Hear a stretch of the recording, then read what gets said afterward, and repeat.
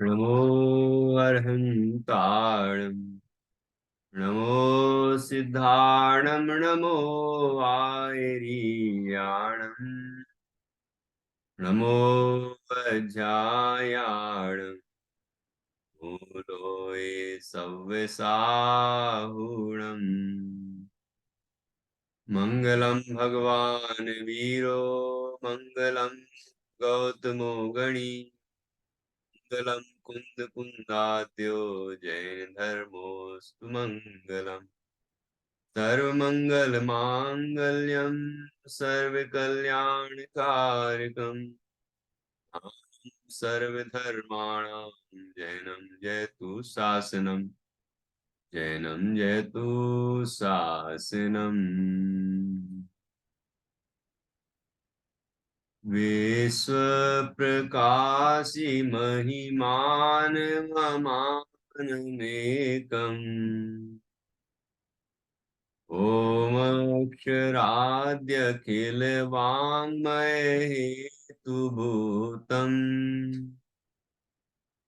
यं शङ्करं सुगतमीशमनीषमाहुः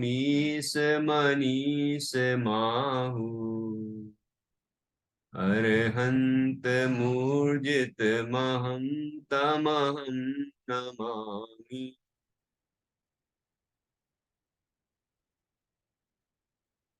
आचार्य श्री योगेंदु देव द्वारा रचित यह अमृता सीति नामक ग्रंथ है। इसके 29 काव्यों पर हमारी चर्चा हो चुकी है। आज हम 30वें काव्य पर चर्चा करेंगे।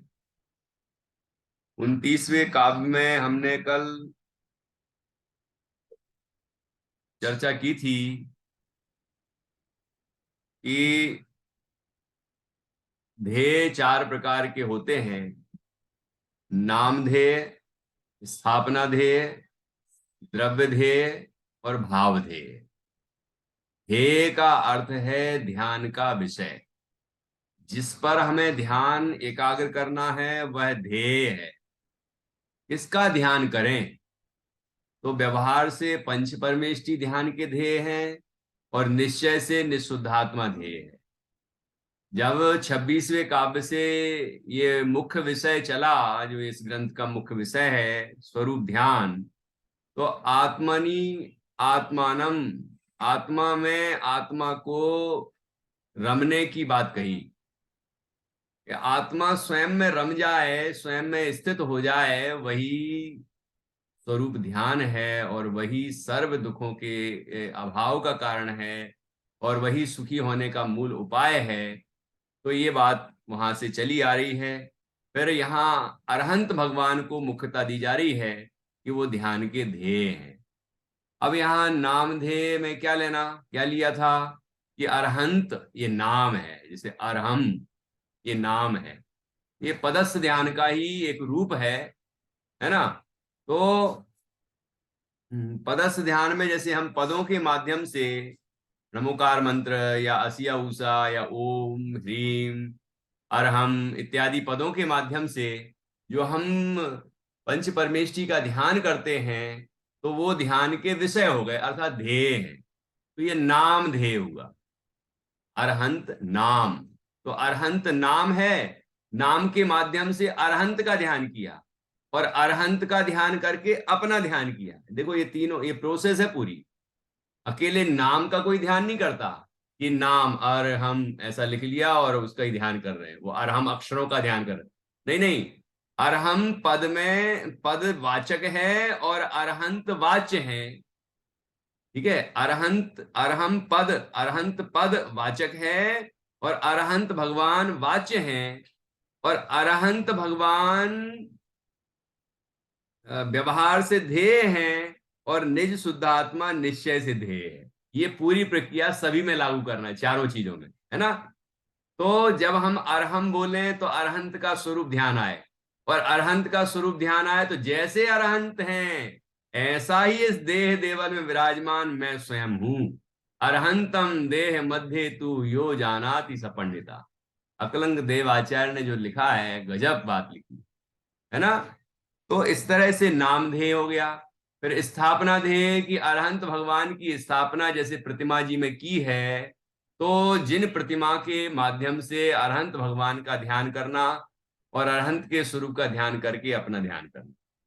फिर स्थापना के बाद द्रव्य ध्येय, तो द्रव्य में लिया है जो उनका जो वर्तमान पर्याय में नहीं, मतलब आगामी पर्याय को वर्तमान में लेना। तो यहाँ पर अरहंत के स्वरूप में हम आत्मा का ध्यान करते हैं, उनके आत्मा का, अरहंत आत्मा का। तो क्योंकि अरहंत आत्मा अभी संयोगों से युक्त है, कर्म से युक्त है, चार अघातीय कर्म शेष हैं, अभी उनके शरीर भी है, समोषण आदि विभूति भी है, लेकिन उन सबको गौण करके हम अरहंत आत्मा का ध्यान करते हैं, उनका वो सिद्ध होने वाले हैं, उनका सिद्ध रूप में ध्यान करते हैं। तो ये द्रव्य द्रव्य हो गया, द्रव्य ध्येय। ऐसे ही निज आत्मा पे लगाए अपन, सुनना जरा ध्यान से, निज आत्मा पर लगाए हम। निज आत्मा अभी सिद्ध नहीं है, अरहंत भी नहीं है, अभी सिद्ध भी नहीं है, लेकिन आत्मा का, निज आत्मा का द्रव्य स्वभाव से जब हम देखते हैं तो अरहंत के जैसा मैं हूं, ऐसा जो अरहंत अवस्था अभी आई नहीं है, लेकिन अरहंत के जैसे स्वभाव वाले अपने आत्मा का ध्यान करना, सिद्ध जैसे स्वभाव वाले अपने आत्मा का ध्यान करना, वह द्रव्य ध्येय है। ठीक है। और चौथा है भाव ध्येय। तो भाव ध्येय में तो जैसे अरहंत भगवान जैसे हैं, जिस पर्याय में विराजमान है उस रूप में, और निशुद्धात्मा जिस जिस रूप में विराजमान है उस रूप में। ठीक है ना। ज्ञानमयी तत्व है, तो ज्ञानमयी है ऐसा अपने स्वरूप का ध्यान करना। ठीक है, लक्षण से लक्ष्य की प्राप्ति करना। तो इस तरह से हमने चार ध्येयों की चर्चा की थी। ठीक है, तत्वानुशासन में ये चार ध्येय आए हैं, तो उनकी चर्चा की हमने। फिर धर्म ध्यान के चार भेद बताए जाते हैं, पिंडस्थ, पदस्थ, रूपस्थ और रूपातीत। जो चार और भेद हैं, आज्ञा विचय, अपाय विचय, विपाक विचय और संस्थान विचय, वो तो है ही। संस्थान विचय के अंदर ये चार बताए जाते हैं, और कभी कभी अलग से ही ये चार बताए जाते हैं धर्म ध्यान के भेद। तो पिंडस्थ में यदि स्थूल अर्थ लें, तो पिंडस्थ ध्यान में क्या लेना कि शरीर रूप पिंड में स्थित अरहंत भगवान का ध्यान। और इसमें भी जैसे मैंने आपको बताया था कि सशरीरी अवस्था को, सशरीर अरहंत अवस्था को यहां अपने हृदय कमल पे विराजमान करके फिर पृथ्वी धारणा, अग्नि धारणा, जल धारणा, है ना, ऐसे धारणा चार बताई थी ना। संगीता जी ने कहीं से फोटो खींच के और वो चित्र सहित भी भेजा था मुझे। मतलब वो भी अभ्यास कर रही हैं बराबर, यहाँ बताते हैं तो वो देखती भी हैं, अध्ययन भी करती हैं, चिंतन भी करती हैं। अच्छी बात है। तो ऐसे वो पूरी प्रक्रिया है, रत्नगण सावकाचार में भी पढ़ी मैंने, और ज्ञानार्णव में तो है ही मूल में, ऐसे और जगह भी है। बहुत सुंदर स्वरूप है। आप एक बार यदि उस प्रोसेस से वो ध्यान करने की कोशिश करेंगे, पूरा चित्त एकदम वहीं एकाग्र हो जाता है। जब हम अ, शरीर सहित अष्टकमल दल के आकार रूप सिंहासन पर अरहंत परमात्मा को विराजमान करते हैं, है ना, और उसके बाद फिर हम उस शरीर अग्नि धारणा में शरीर अग्नि प्रज्वलित करते हैं, ध्यान की अग्नि प्रज्वलित करते हैं, तो वो शरीर जल जाता है, मतलब भस्म हो जाता है, राख बन जाती है। फिर अग्नि, फिर जल धारणा, जल की धारा ऊपर से गिरती है और आत्मा वह उज्जवल हो जाता है, मतलब वो राख धूल वगैरह जो भी होगी वो सब धुल जाती है, तो आत्मा बिल्कुल स्वच्छ रूप में आता है, और फिर हम उस आत्मा का ध्यान करते हैं। तो ये, इससे मन एकाग्र होता है। और सब जगह ये ध्यान रखना है, ये तो अवलंबन मात्र हैं, हमें ध्यान तो ज्ञानमयी तत्व का ही करना है, निजात्मा का ही करना है। ठीक है ना। फिर इस तरह पिंडस्थ ध्यान है, पिंड में स्थित तो अरहंत भगवान हो गए। फिर पदस्थ, पद जो पंच परमेष्ठी का ध्यान करना है, 5 पद हैं जो, उसका नमोकार मंत्र के रूप में, असिया उषा के रूप में, या अलग अलग नमो अरहंताणम के रूप में, नमो सिद्धाणम के रूप में, अलग अलग 5 पद। और फिर कभी जैसे ओम या ह्रीम या अरहम इत्यादि जितने भी मंत्र पद हैं, उन पदों के माध्यम से हम पंच परमेष्ठी का अथवा अरहंत परमात्मा का जो ध्यान करते हैं वह पदस्थ ध्यान है। पद के पद में स्थित ध्यान रखना, ये पूरा शब्द क्या है, अकेले पद का ध्यान नहीं करते हम, पदस्थ अर्थात अरहम ये पद है, और पदस्थ क्या है कि अरहम पद में स्थित अरहंत परमात्मा का ध्यान करते हैं, भगवान का। और अरहंत जैसे हैं ऐसा ही मैं हूं, इस तरह अपने से जोड़ते हैं और अपने स्वरूप का ध्यान करते हैं। इस तरह भगवान को अवलंबन बनाते हैं। पहले मंत्र पद को अवलंबन बनाया और अरहंत भगवान का ध्यान किया, ठीक है, और फिर अरहंत भगवान को अवलंबन बनाया और निःशुद्धात्मा का ध्यान किया। ये प्रक्रिया है। इसके बाद रूपस्थ, रूप में स्थित, तो यहां पर भी समोषण आदि विभूति से युक्त अरहंत परमात्मा उस देह परमोदायक शरीर रूप में स्थित हैं, ठीक है ना, और उनका ध्यान करते हैं हम, और उनके वास्तविक रूप का ध्यान करते हैं हम कि वो इतने वैभव के साथ होने पर भी अनंत चतुष्टय स्वरूप शुद्धात्म तत्व हैं, यह वीतरागी सर्वज्ञ आत्मा हैं। ऐसा हम उनके रूप का, व्यवहारिक रूप का, संयोगी रूप का और वास्तविक रूप का ध्यान करते हैं, और उनके जैसा ही अपने स्वरूप का ध्यान करते हैं। ये रूपस्थ हो गया। फिर रूपातीत में सिद्ध भगवान का ध्यान करेंगे। रूपातीत ये जो वो रूप में नहीं है, मतलब निकल परमात्मा हो गए, है ना। तो ऐसे भगवान सिद्ध जो अशरीरी हैं, निकल परमात्मा हैं, उनका, उनके स्वरूप का जो अष्टगुणों से युक्त हैं और वीतराग सर्वज्ञ हैं, सिद्धालय में विराजमान हैं और परम आनंद को भोगते हैं, अव्यवहार सुखी हैं, ऐसे परमात्मा का हम ध्यान करते हैं। और ये रूपातीत ध्यान हुआ, है ना, इसमें कोई रूप नहीं दिखेगा क्योंकि ये तो ध्यान का विषय है। मतलब ध्यान करेंगे हम कि ऐसे होते हैं सिद्ध भगवान, और जैसे सिद्ध भगवान है ऐसा ही मैं हूं, ऐसे अपने स्वरूप का ध्यान करते, ठीक है ना। ये बाह्य रूप से अतीत है जो, ऐसा ज्ञान रूप है जो ऐसे अपने स्वरूप का ध्यान करते हैं। ऐसे हमने निश्चय और व्यवहार से ये धर्म ध्यान के 4 भेद समझे, पिंडस्थ, पदस्थ, रूपस्थ, रूपातीत, ठीक है। ये चर्चा हमने पहले की थी। कल एक बात और निकली थी, बच्चों ने प्रश्न किया था कि आत्मा का ध्यान करने से कौन सा बंध होता है। तो बंध नहीं होता, निर्बंध होता है जीव, है ना। यदि आत्मा के ध्यान से ही बंधन होने लगे तो किसके ध्यान से जीव निर्बंध होगा, है ना। तो वस्तुतः आत्मा के ध्यान से निर्बंध ही होता है, संवर पूर्वक निर्जरा ही होती है।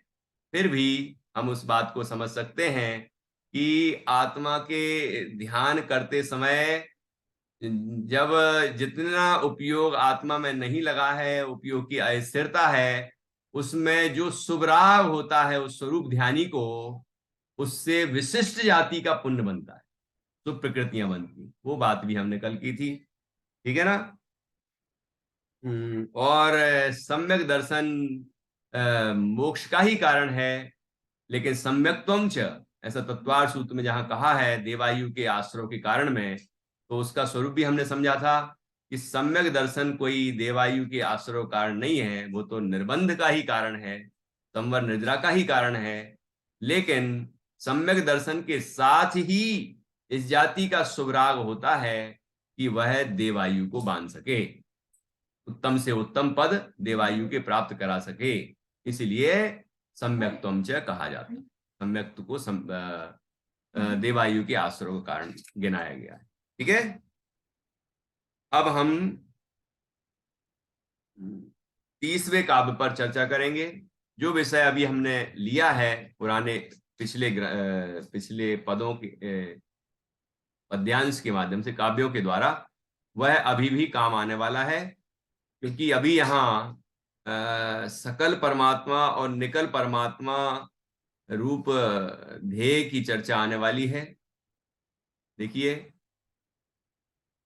यहाँ वाच्य और वाचक रूप से इनकी चर्चा आएगी। यहाँ यहाँ हम देखते हैं नीचे हिंदी में। देखिए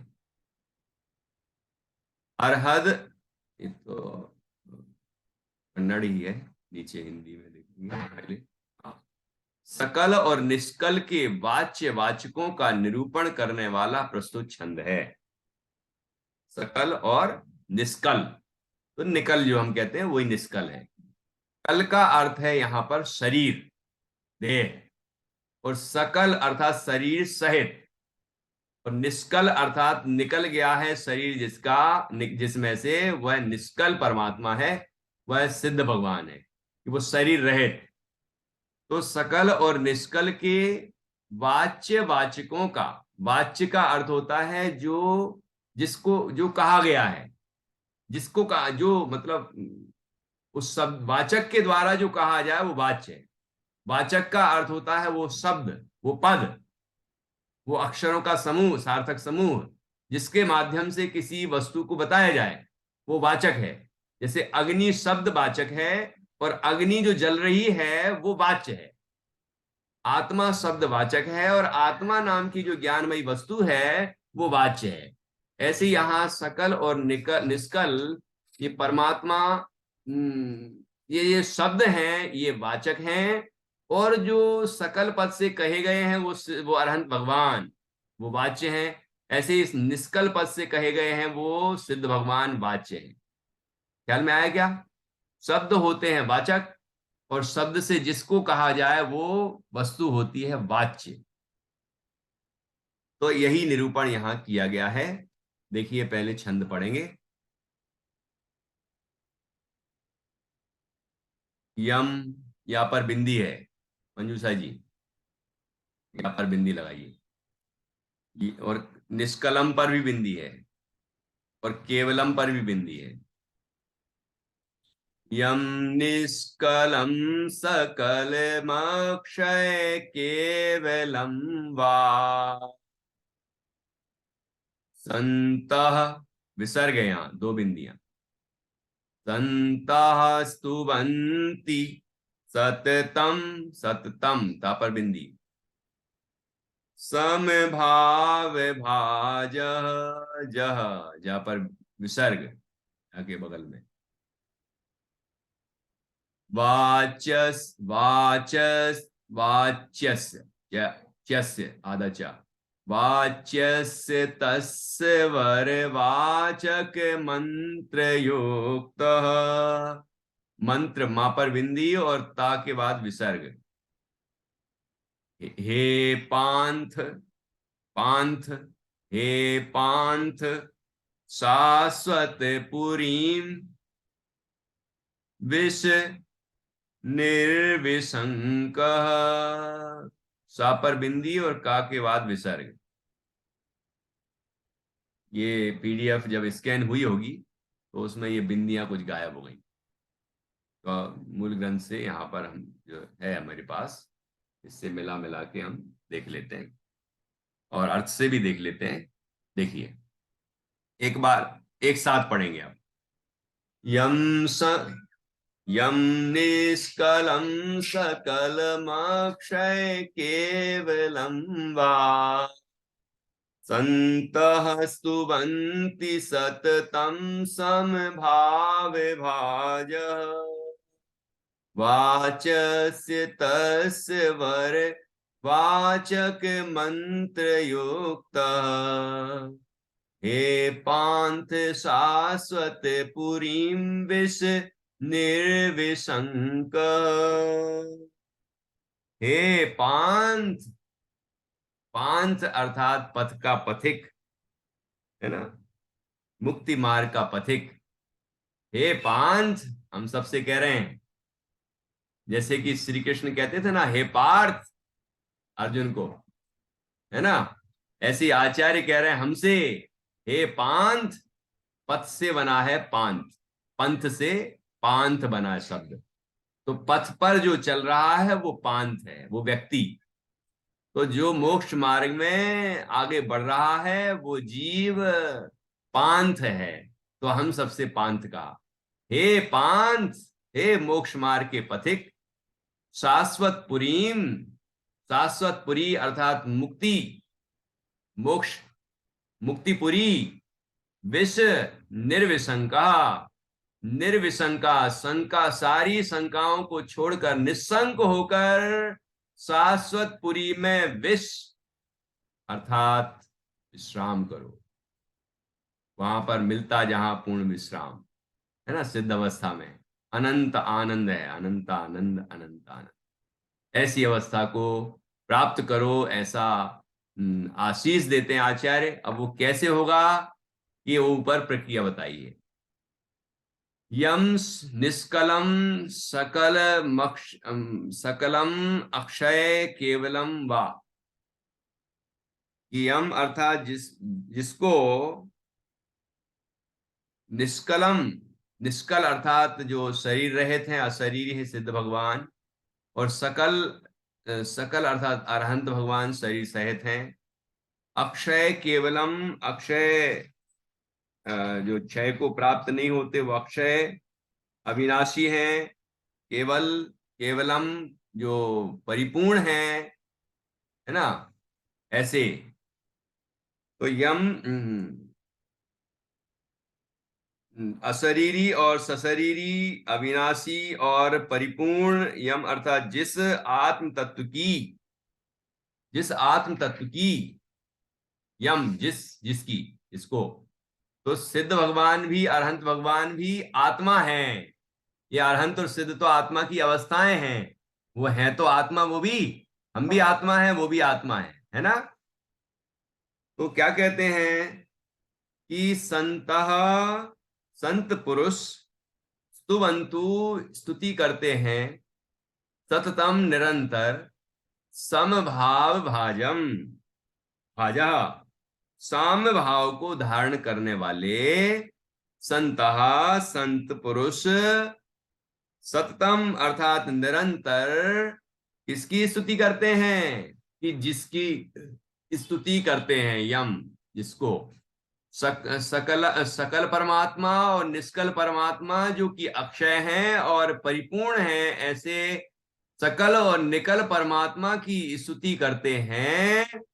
वाच्यस्य, वाच्यस्य तस्य वरवाचक मंत्र युक्ता, ऐसे संतों के द्वारा जो स्तुत्य हैं, ऐसे अरहंत सिद्ध परमात्मा वो वाच्य हैं, और उनके वाचक जो मंत्र हैं, है ना, तस्य, उसके, वाच्यस्य तस्य, तस उस वाचक के, वर वाचक जो, उस वाच्य के जो उत्कृष्ट वाचक, मंत्र युक्ता, मंत्र से युक्त पद हैं। जैसे नमोकार मंत्र है, ऐसे असिया ऊषा है, ओम ह्रीम अरहम असिया ऊषा, है ना। इस तरह के और भी अनेक शब्द, मंत्र पद हैं, छोटे छोटे मंत्र पद हैं, बीजाक्षर हैं, है ना। नमोकार मंत्र जैसे पद भी हैं, है ना। तो ये सब इन सब का क्या करो, इन सब का ध्यान करो। तो क्या होगा कि हे पांथ, हे मुक्ति मार्ग के पथिक, तुम मोक्षपुरी में निशंक होके विराजमान हो जाओगे, या बल्कि विराजमान हो जाओ, ऐसा कह रहे। अब यहाँ पर अर्थ अर्थ पढ़ते नीचे।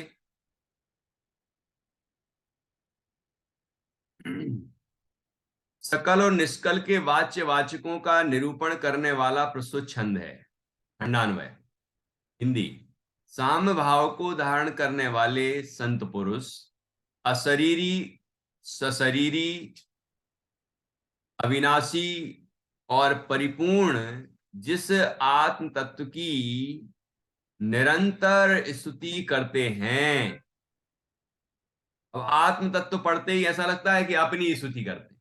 नहीं नहीं नहीं नहीं नहीं नहीं, वो भी आत्मा है।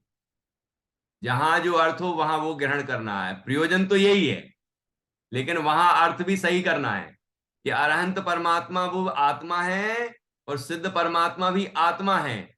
उन आत्माओं की संत पुरुष स्तुति करते हैं। ठीक है, निरंतर स्तुति करते हैं। स्तुति वंदना ये सब उनके आवश्यक होते हैं ना, 6 आवश्यक, तो उनमें स्तुति भी करते हैं, रहते हैं, वंदना भी करते हैं। तो तस्य वाच्यस्य, उस वाचक पद के श्रेष्ठ उस वाच्य पद के श्रेष्ठ वाचक मंत्र से युक्त होकर, हे पांथ, हे मुक्ति मार्ग के पथिक, अविनाशी मोक्ष नगरी में शंका रहित होकर प्रवेश करो। किससे युक्त होकर करो? मंत्र से युक्त होकर करो।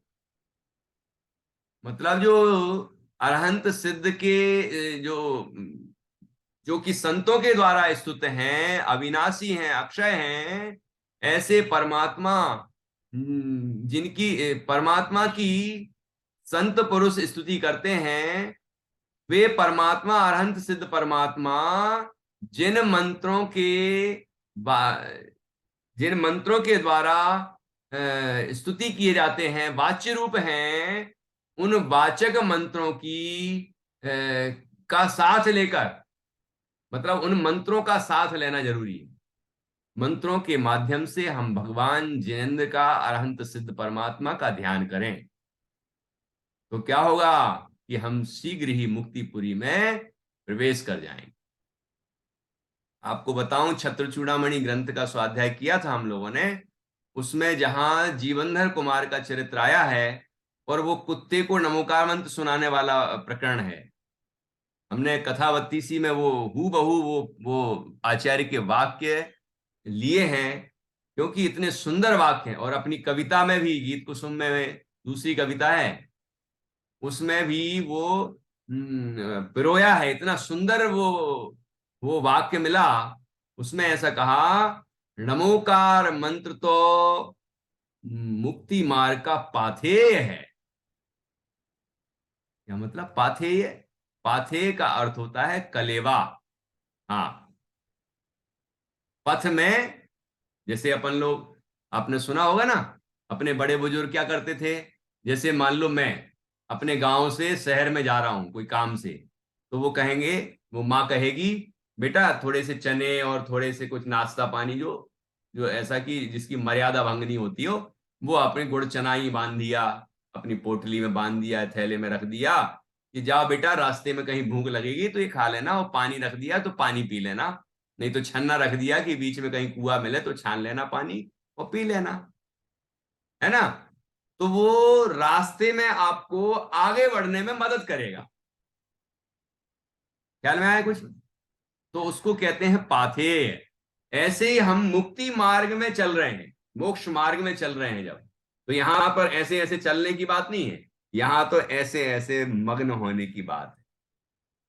तो जब मुक्ति मार्ग में आगे बढ़ते जाते हैं, मतलब रत्नत्रय का विकास होने लगता है, सम्यक दर्शन, सम्यक ज्ञान, सम्यक चारित्र की वृद्धि होती जाती है, वृद्धि होती जाती है, अंदर में आनंद की वृद्धि होती जाती है, तो मुक्ति मार्ग में हम आगे बढ़ते जा रहे हैं, मतलब मुक्ति की ओर बढ़ रहे हैं। अर्थात वह आत्मा मुक्ति मार्ग में बढ़ते बढ़ते मुक्त हो जाता है, अर्थात रत्नत्रय की पूर्णता होते होते वो पूर्ण हो जाता है, मतलब उसकी वृद्धि होते होते रत्नत्रय की वो पूर्ण हो जाता है रत्नत्रय, तो अरहंत और प्रसिद्ध अवस्था की प्राप्ति हो जाती है। तो जब हम इस मोक्ष मार्ग में बढ़ते हैं, साधक दशा में होते हैं, तो जब हमारा उपयोग अपने स्वरूप में मग्न नहीं हो पाता, तो ये मंत्र हमारे लिए सहायक होते हैं, और ये हमें पाप में नहीं जाने देते, ये हमें भटकने नहीं देते, ये हमें बार बार कहते हैं कि अरे तुम्हें ये नहीं बनना, भोगी नहीं बनना है, भोगों में नहीं जाना है, तुम्हें तो अरहंत बनना है, तुम्हें तो सिद्ध बनना है। इन मंत्र पदों के माध्यम से हम याद करते हैं और फिर अंतर्मुख हो जाते हैं। इसलिए ये मंत्र पद मुक्ति मार्ग का पाथेय है। ख्याल में आया कि नहीं? तो नमोकार मंत्र को मुक्ति मार्ग का पाथेय कहा। ठीक है, सब मंगल में प्रथम सुमंगल, मुक्ति मार्ग पाथेय कहा, अंजन सा बन गया निरंजन, हम भी पाए मोक्ष आहा। इस तरह से कविता में है वो। तो वहीं से लिया है ये, छत्र चूड़ामणि का वो प्रकरण है, बहुत सुंदर है, कथा 32 में वो कहानी पूरी संकलित है। तो यहां पर भी वही बात कह रहे हैं, इन मंत्रों का सहारा लेकर हम मुक्ति मार्ग में प्रवेश कर सकते हैं। आचार्य कहते हैं मंत्रों का सहारा लेकर तुम, मंत्रों के से युक्त होकर तुम मुक्ति मार्ग में प्रवेश करो और निश्चित प्रवेश करो नहीं, मुक्ति मार्ग में आगे बढ़ो और मुक्ति पुरी में प्रवेश करो निशंक होकर। शंका करने की जरूरत नहीं है। जिसके साथ मंत्र है उसे शंका करने की जरूरत नहीं है कि मुक्ति मिलेगी कि नहीं मिलेगी, मिलेगी ही मिलेगी। ऐसी ऐसी बात कहते हैं आचार्य। जैसे जो मंत्र साधक होते हैं, जिसको सर्प उतारने का मंत्र मालूम है, वो सर्पों के बीच में भी चला जाएगा तो उसको कोई शंका नहीं होगी कि पता नहीं मेरा क्या होगा। कुछ नहीं होगा। यदि सांप काट भी देगा तो मैं मंत्र के द्वारा निर्विष हो जाऊंगा। ऐसा निशंक हो जाता है वो मंत्र साधक। ऐसे ही ये मंत्र जो भगवान के वाचक हैं, पंच परमेष्ठी के वाचक हैं, मुख्य रूप से यहाँ अरहंत और सिद्ध के वाचक हैं, वे मंत्र हमें मुक्ति मार्ग में आगे बढ़ाते हुए मुक्तिपुरी में प्रवेश कराते हैं। इसलिए आचार्य कह रहे हैं कि इन मंत्रों का सहारा जरूर लेना चाहिए। लोग धीरे धीरे भ्रमित होते जा रहे हैं। लोग सोचते हैं मंत्रों में क्या है, मंत्रों से क्या होता है ना। कोई ऐसा सोचने लगे हैं तो मंत्रों का जाप नहीं करते, मंत्रों के माध्यम से पंच परमात्माओं का ध्यान नहीं करते। कुछ लोग ऐसे भी कर रहे हैं कि मंत्रों का बहाना लेके नए नए मंत्र करते जा रहे हैं। कोई बात नहीं, पंच परमेष्ठी के वाचक हो तो नए मंत्र भी चलेंगे, लेकिन प्रयोजन बदल जाए तो गड़बड़ है। यहां तो कर्म मुक्ति ही, कर्मों से मुक्ति के लिए ये मंत्र बताए गए हैं। कोई लौकिक सिद्धि के लिए मंत्र नहीं है ये कि हमारे वो जलोदर रोग ठीक हो जाएगा, कि हमारा वो पता नहीं हमारे काम देव रूप हो जाएगा, पता नहीं क्या वो हाथी भाग जाएगा, या ऐसे सस्ता है क्या मंत्र ये। भक्ता हमारे स्तोत्र को मंत्र रूप में रूपांतरित करके और लोग फिर लौकिक कामनाओं में लग गए हैं। ये मंत्रों का उपयोग नहीं है। मंत्र का तो उद्देश्य बहुत बड़ा है, मोक्ष में प्रवेश कराने वाला है। तो मुक्ति के प्रयोजन से मोक्षपुरी में प्रवेश करने के लिए, और दूसरी बात जो मंत्र पंच परमेष्ठी के वाचक हों, है ना, वो ही मंत्र हमें जपना चाहिए। उन मंत्रों का सहारा लेकर हम प्रेरणा लेकर और मुक्ति मार्ग में आगे बढ़ते हुए और मुक्ति पुरी में प्रवेश करें। ऐसी आचार्य यहाँ पर प्रेरणा देते हैं और हम सबको शुभाशीष देते हैं कि ऐसा सुंदर ये छंद है। देखिए अब हिंदी अनुवाद, अब सरल हो जाएगा पूरा विषय, जल्दी समझ में आएगा। हिंदी अनुवाद। सुख दुख जीवन मरण आदि में समभाव भाजन है, जो ऐसे सत्पुरुष निरंतर कालातीत, निरंतर कलातीत और कला समन्वित, नित्य और असहाय जिस आत्म तत्व की स्तुति करते हैं, वाच्य रूप उस श्रेष्ठ तत्व के उत्तम वाचक मंत्र से युक्त होकर हे मुक्तिपुरी के पथ के पथिक, शंका रहित होकर मुक्तिपुरी में प्रवेश करो। ठीक है, देखो क्या अर्थ है। कैसे हैं भगवान, पहले किसकी विशेषता बताई, सुख दुख जीवन मरण आदि में समभाव भाजन है, अर्थात समभाव रखते हैं, जो समतावान है, जो ऐसे सत्पुरुष। तो संतों के लिए कहा है, मुनिराजों के लिए कहा है, साधकों के लिए कहा है। साधक तो वैसे चौथे गुण स्थान से ही प्रारंभ हो जाते हैं। ठीक है, जो ऐसे सत्पुरुष निरंतर, जो स्वयं समतावान है, ऐसे सत्पुरुष निरंतर कलातीत। अब भगवान की विशेषता बता रहे, निरंतर कलातीत, जो दूसरी कलाओं से अतीत हैं, और कला समन्वित, आध्यात्मिक कलाओं से युक्त हैं, ज्ञान की कला से युक्त हैं। देखो कितने सुंदर प्रयोग हैं, कलातीत और कला समन्वित। ये दोनों तो परस्पर विरुद्ध हो गए। एक तो एक तरफ कह रहे हैं कला से रहित हैं और एक तरफ कह रहे हैं कला से सहित हैं। तो कौन सी कला से रहित और कौन सी कला से सहित? कि लौकिक कलाओं से रहित और आध्यात्मिक कलाओं से सहित सम्यक ज्ञान कला है। खेड़ाला जी में आया ना, ऐसी कलाओं से सहित है परमात्मा।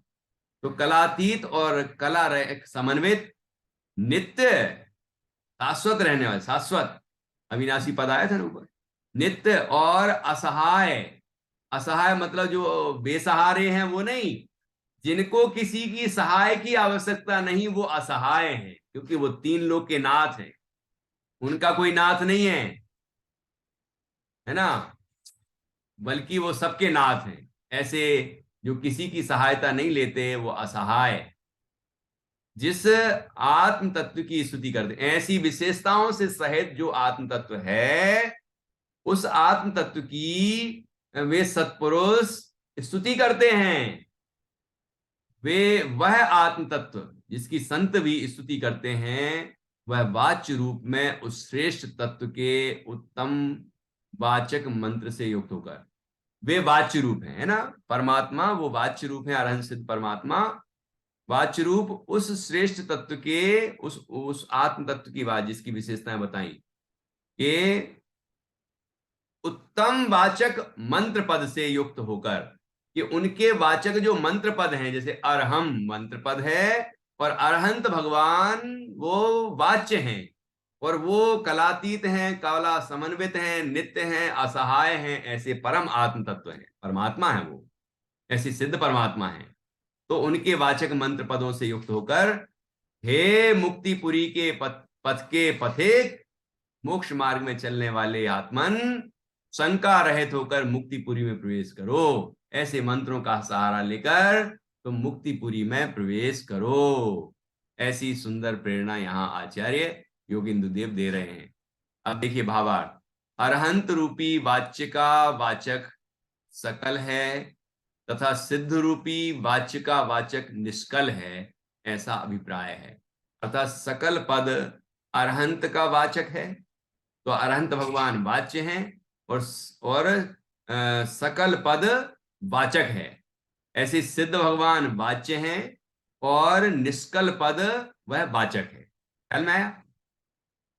विशेष प्रस्तुत पद में आचार्य देव ने पुनः अरहम मंत्र की